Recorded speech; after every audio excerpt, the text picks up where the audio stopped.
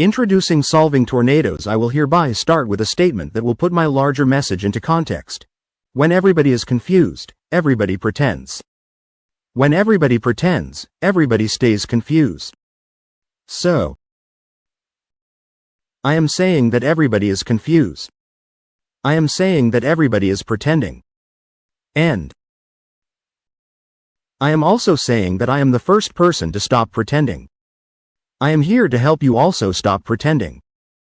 Instinctually we, humans, are part and parcel to a collective group delusions that is associated with H2O, water.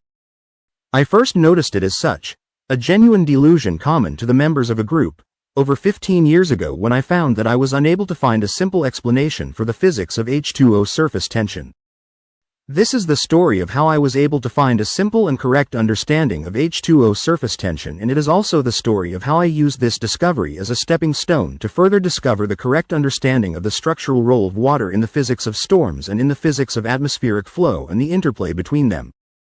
So, to be clear, yes, I am saying that, because of this set of discoveries, we can now actually understand the physics of atmospheric flow and storms.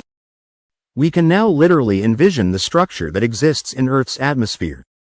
But more than anything else, the larger message here is that we can all stop pretending, allowing us the perspective to seek a more literal conceptualization of the physics of storms and atmospheric flow. My name is James McGinn. I'm president of Solving Tornadoes. The goal of Solving Tornadoes is to better understand the physics of storms for the purpose of mitigating the harmful effects of severe weather. Solving Tornadoes is a for-profit startup seeking financial backing. Our most ambitious claim is that we can steer a hurricane away from a city. We think this should be lucrative, but exactly how we should approach making money on this is an ongoing conversation. And I hereby invite you to be part of this conversation. I consider myself the world's #1 expert in the dynamics of water, especially hydrogen bonding in water. My expertise in the dynamics of H2O pivots upon one singular discovery, which I will be introducing to you in this presentation. I maintain that the failure of previous researchers to understand the physics of storms is a direct consequence of their failure to arrive at this one discovery about H2O, water. By the end of this presentation, you will know exactly why I believe this. You may or may not agree. Nevertheless, you should have no problem explaining to others what is unique about Solving Tornadoes. Initial insight: Solving Tornadoes started with a hunch.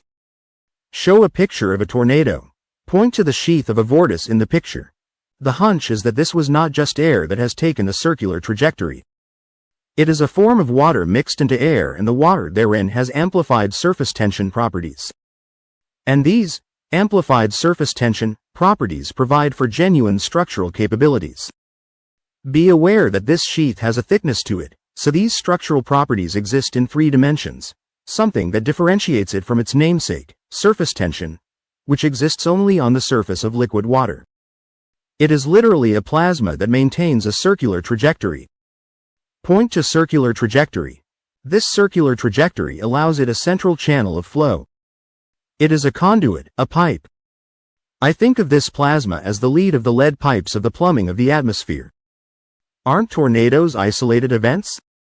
It is important to be aware that in this model vortices are very common. A tornado is an example of a vortice that has intersected the ground. Tornadoes are relatively rare. Vortices are common. However, vortices are rarely seen. This is because they are almost perfectly invisible, and they mostly occur at the top of the troposphere, about 5 miles above us. Also at altitude they may be relatively slight, being more likely to have a diameter of 5 feet or even 5 inches rather than even 50 feet.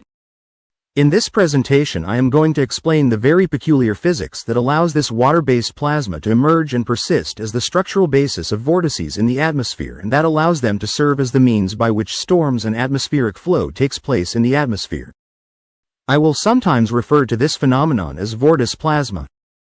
Can you explain surface tension of liquid water?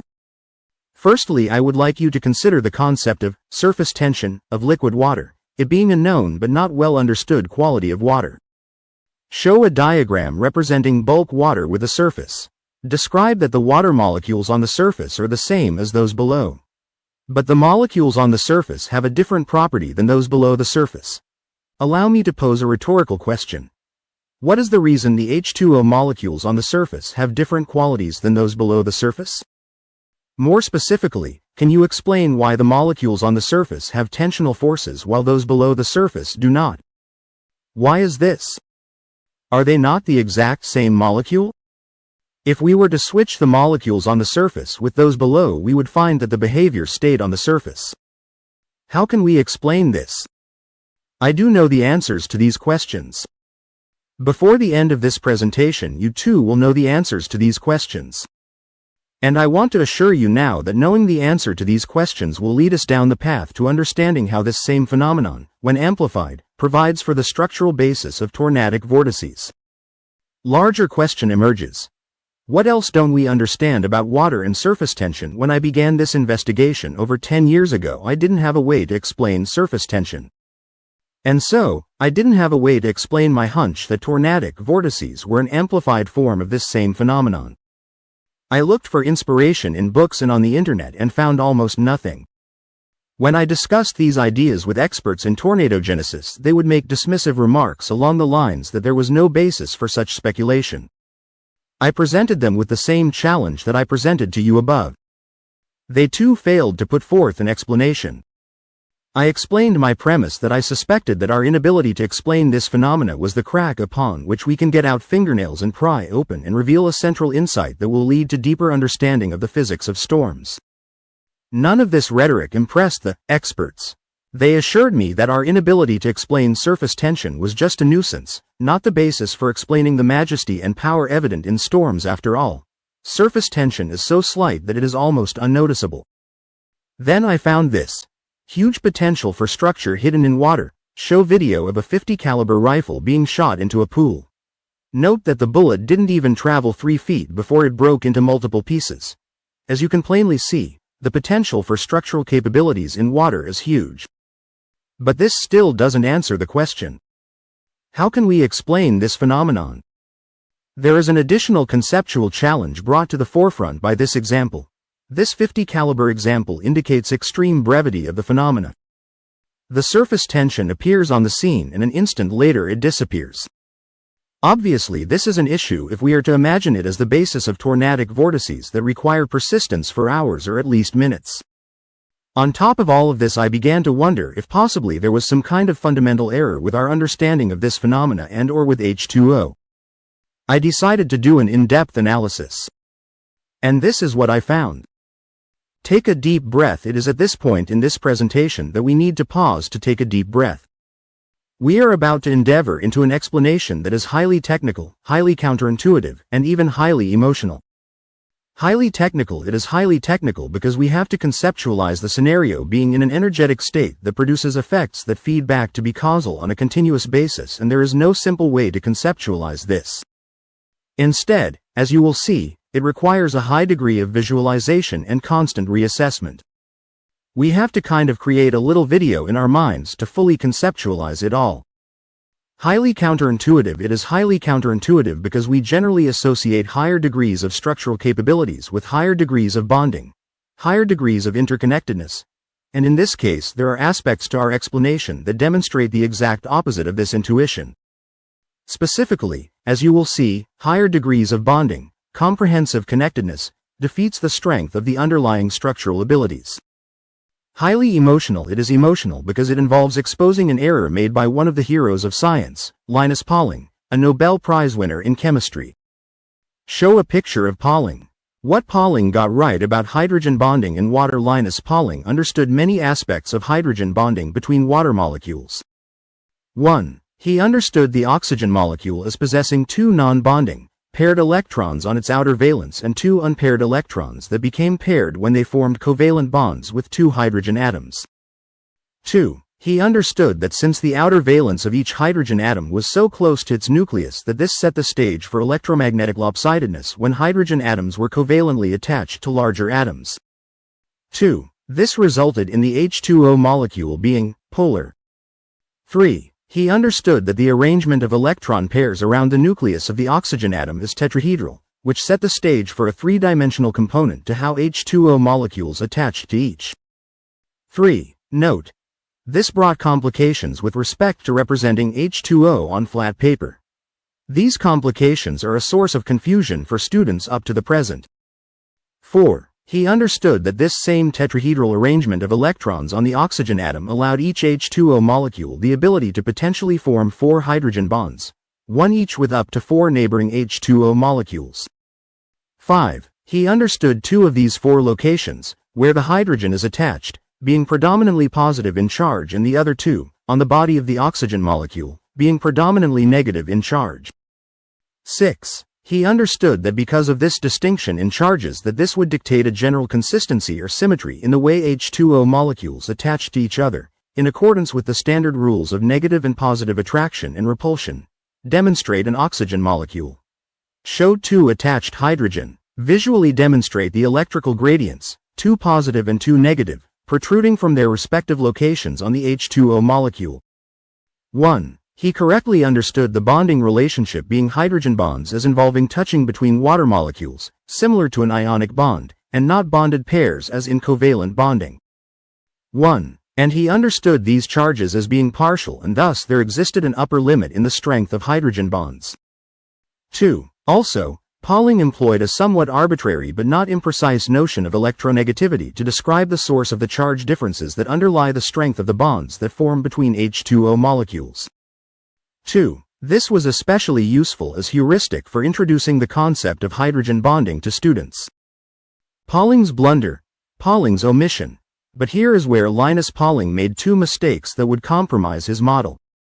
Firstly, he failed to recognize that the polar force that is created by this imbalance of electronegativity involved the creation of an electrical gradient.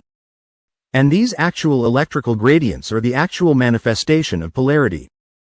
Demonstrate the drawing in of the electrical gradients. Secondly, and most devastating of all, he failed to notice that as H2O molecules formed hydrogen bonds with each other, that these same electrical gradients cancel each other out as they formed hydrogen bonds. In other words, he failed to notice that as H2O molecules formed hydrogen bonds with each other, the strength of these bonds is instantly ameliorated at a magnitude of 25% for each of the 4 bonds that each H2O molecule was capable of forming. Demonstrate that the magnitude decreases with each additional bond. More concisely, Pauling failed to recognize that the polarity of the H2O molecule was variable, and the mechanism of this variability is hydrogen bonds, each one of which, up to a sum of 4, reduced, dissolved, the magnitude of an H2O molecule's polarity by 25%. Demonstrate that as hydrogen bonds form, polarity drops by 25% per bond, dropping to 0 with comprehensive bonding. Pauling's blunder resulted in a convoluted paradigm. I refer to this mistake, this failure to recognize that as hydrogen bonds form, they cancel out each other's polarity, as Pauling's blunder. The larger consequences of this blunder have long since been incorporated into academic thought. And this has produced a veritable shitload of cognitive dissonance in the students that followed in Pauling's footsteps, continuing up to and including with modern students. Up to the present, the study of water as presented in an academic setting is associated with listing of anomalies. These listings achieve little more than to provide adherents poor excuses for avoiding the subject, with generation after generation of researchers lying to themselves that the quirkiness of H2O was something that they were justified to ignore or dismiss. This attitude of evasiveness has spread throughout academia, resulting in a paradigm of vague and confused rhetoric that to this day dominates the thinking in this obscure corner of academia. Some even go so far as to blame their confusion on the H2O molecule as being incooperative, or anomalous, when in reality their confusion is the result of the fact that their theory is fundamentally nonsensical. Breakthrough in structural capabilities of H2OI came to understand one overriding and very dramatic implications of Pauling's blunder. 1. Structural capabilities are not possible with comprehensive bonding because comprehensive bonding eliminates, dissolves, polarity, and polarity is necessary, otherwise bonds lack the required strength to achieve structure. Demonstrate that this explains the low viscosity of liquid water, it being the first one on the list of water's anomalies. Gradually I also came to make the following very important realization. 1. This understanding does not mean that structural properties do not exist with H2O hydrogen bonds. 1. Instead, It means that structural properties only exist in the context of situational factors in which the comprehensive of hydrogen bonding is reduced or compromised. Mostly I realized that if we were to understand how hydrogen bonding of H2O molecules could produce structural properties, we had to understand that doing so required a balanced sum of broken bonds and maintained bonds, and they had to be evenly distributed. Requirements for structure in water. 1. Broken bonds, to increase polarity. 1. Note: comprehensive bonding reduces polarity, causing bonds to be too weak to produce structural properties. 2. Maintained bonds for interconnectedness. 1. Note: without some remaining connectedness, structure is not possible. 3. Even distribution of 1 and 2 for spatial continuity of structural properties. 1. Note: without spatial continuity, structure will be disjointed or piecemeal. 4. Three-dimensionality.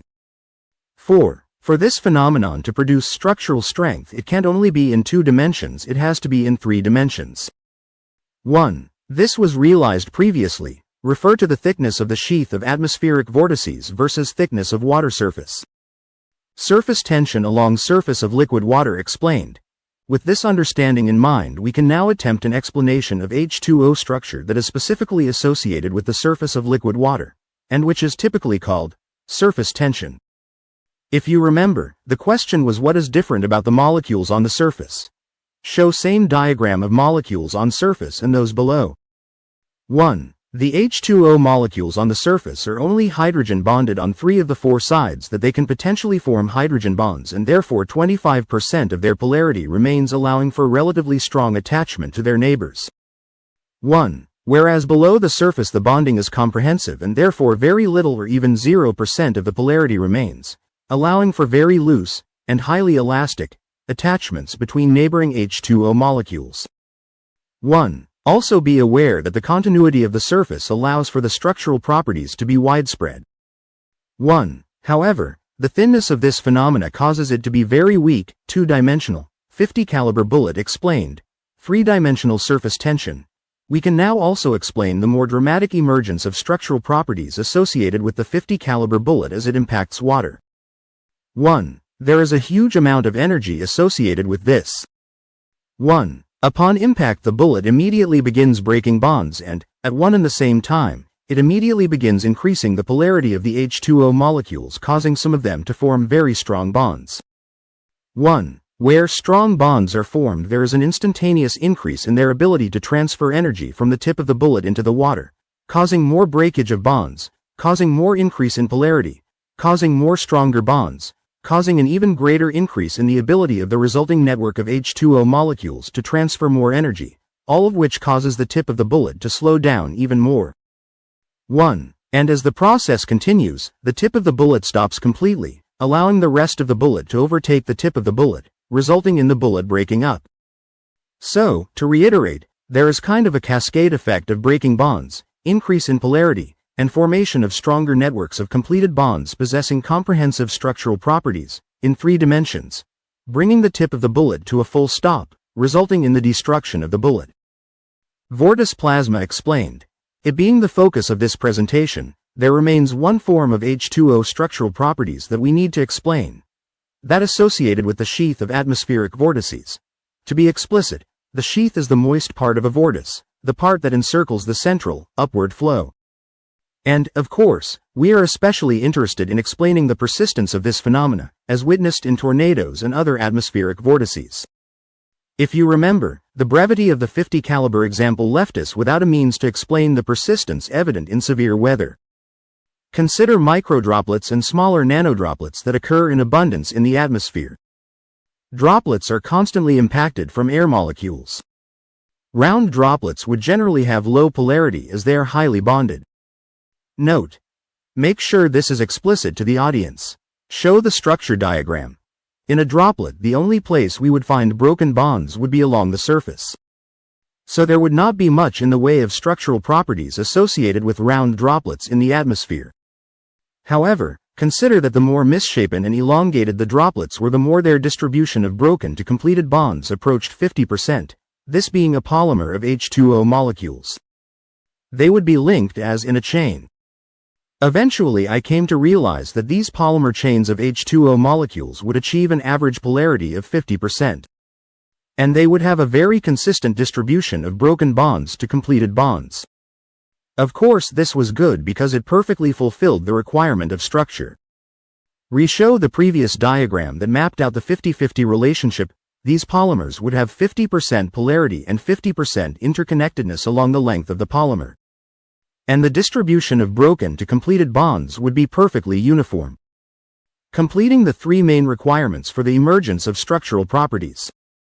The next question involved what would or could allow polymers or chains of H2O molecules to persist and not collapse in on themselves to reform into structurally weak droplets? Eventually it became obvious that the only thing in nature that would allow or enable polymers to remain polymers and not collapse in on themselves is the centrifugal force of them rapidly spinning end over end. Persistence is assured just as long as the spinning was conserved, in accordance with the law of conservation of angular momentum. This clearly differentiated this phenomena from the brevity of the 50 caliber bullet demonstration. Make it explicit, emphasize that now we can answer this question. So, the question emerged, what process or processes in the atmosphere would cause these droplets to begin spinning and continue to maintain this spinning in large quantities? The answer literally jumped out in front of me: moist, dry wind shear. Moist, dry wind shear had long been associated with severe weather. Show a demonstration of moist, dry wind shear, moist, dry boundary layers. The resource for vortice growth, just as one can roll a piece of paper into a tube. Sheets of vortex plasma that form as a result of wind shear can and will roll around themselves into a tube or vortex. There are significant differences between the planar, sheet, form of vortex plasma and the resulting tubular form with respect to how the tubular form will suck into and grow into these planar sheets of vortice plasma, using them as a resource for vortice growth, bringing further differences. For example, with the flat or planar form of vortex plasma, the resulting relative speed of the collisions that take place at the dry, moist boundary is limited to the relative speed of the two bodies of air themselves. In contrast, in the tubular form of vortex plasma, the speed of these collisions can be complemented by the acceleration of the internal flow that results from any differences between the pressure at the entrance of the vortice tube and the pressure at its exit into a jet stream. The upper limit of the speeds attainable is the speed of sound, with other limitations being the friction of wind shear that occurs along its inner surface and the length of time the difference in pressure is maintained. Continued. This explanation helps us understand the high wind speeds, topping 300 miles per hour, that have been observed in some tornadoes. Once they originate, vortices can grow along the tropopause, in different lateral directions, for miles, sometimes hundreds or even thousands of miles. Eventually they often grow downwards along other lower boundaries that, for example, might be associated with inversion layers and other moist, dry wind shear boundaries that occur naturally in the atmosphere, generally trending toward higher pressures at lower altitudes, and often resulting in a storm. Although they are especially abundant in the vicinity of jet streams, there are thousands of vortices in existence and growing into thousands of boundary layers in our atmosphere at all times. Have you ever wondered why the jet streams, in both the northern and southern hemisphere, track from west to east? Another factor associated with the origination of vortices involves the slanting of boundary layers. A wave of high pressure, a direct result of the sun, circles the planet every 24 hours. The crest of this wave is steepest at high noon and reaches its peak around 3 p.m. I could even do an in-depth demonstration of the sun creating a wave that goes around the globe at 1,000 miles an hour. Explain how this indicates the reason why most violent tornado activity happens in the late afternoon. Of course, there is also an effect that happens on the front of this wave, but the effect is rapidly overtaken by the fact that this wave is moving 1,000 miles an hour. Why do vortices sometimes intersect with the ground? As indicated above, vortices can and often do trend downward as they seemingly seek out pathways of growth, trending downward along other moist, dry boundaries at lower altitudes. Additionally, moist, dry boundary layers can be twisted by large waves of airflow that occur on the leeward side of major mountain ranges, causing some moist, dry wind shear boundaries to intersect with the ground, this being another of the causal factors associated with tornadoes. Plumbing of the atmosphere. Since we now realize that vortices are entities that possess genuine structural properties, we can now envision a continuing exchange going on between jet streams and storms, with energetic low pressure being delivered to the location of storms and energetic flow of air being exhausted into the flow of the jet streams, all of this powered by differences in pressure between the airflow entrance of a vortice, at the location of a storm, and the airflow exit, exhausting into the flow of a jet stream. Without vortices and vortice plasma, it is not possible to explain how the energetic low pressure of storms makes its way from the jet streams to the location of the storm, which can be many hundreds of miles away. Likewise, it is similarly not possible to explain where the airflow comes from to continually feed jet streams in order to maintain their momentum.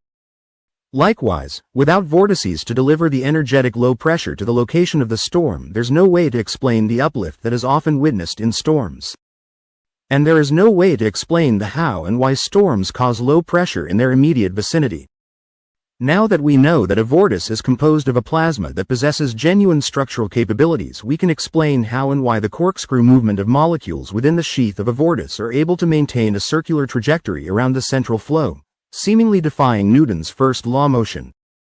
Accordingly, these molecules, spinning polymerized H2O, are able to maintain this circular trajectory around the central axis of flow because of their mutual attraction.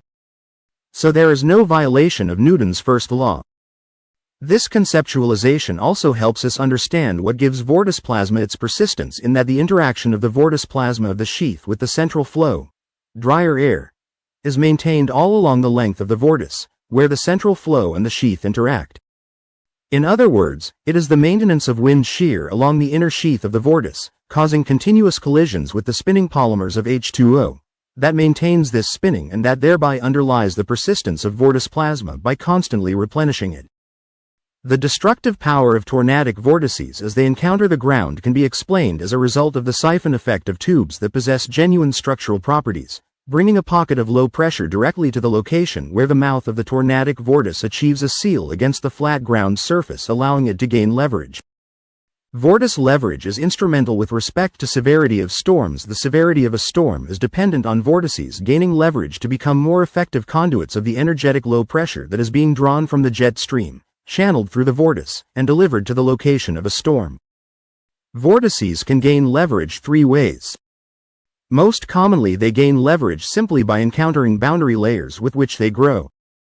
They can also gain leverage by encountering the ground and the surface of water, with the surface of water mitigating the magnitude of this gain in leverage. This explains the difference in magnitude of waterspouts, which are never large and destructive, and tornadoes, which are sometimes large and destructive. A hard flat surface provides for an unlimited degree of leverage, while the surface of an ocean cannot. Another way that they gain leverage is by encountering other vortices in the atmosphere. This is how hurricanes are able to achieve the high magnitude of energy. We can think of the vortices that cause hurricanes as clawing against each other at the eye of the hurricane, up high, building into bigger and bigger storms. How to steer a hurricane? Alternative to hot tower theory, as discussed previously in 4x, the severity of a storm, any storm, is dependent on leverage. And, as was also mentioned, the way hurricanes gain leverage involves originating from different points along the jet stream to the north. With hurricanes, the jet stream is often far to the north, away from the Gulf of Mexico. This is important for understanding how hurricanes originate. Vortices generally grow from the jet stream along the tropopause, at an altitude 5 to 7 miles above the surface, causing storms as far south as the equator. In North America during the summer months, a target of vortice growth that is associated with an abundance of stagnant moist air over the Gulf of Mexico and the eastern Atlantic emerges. Sometimes the growth trajectory of vortices, which might normally be to grow as far south as the equator to effectuate storms, takes a detour to this stagnant moist air. When multiple vortices target this moist air, they can end up in a kind of tug of war, pulling in different directions. In doing so, they start using each other as sources of leverage, causing more and more low-pressure energy to flow from the jet stream, resulting in tropical storms and hurricanes.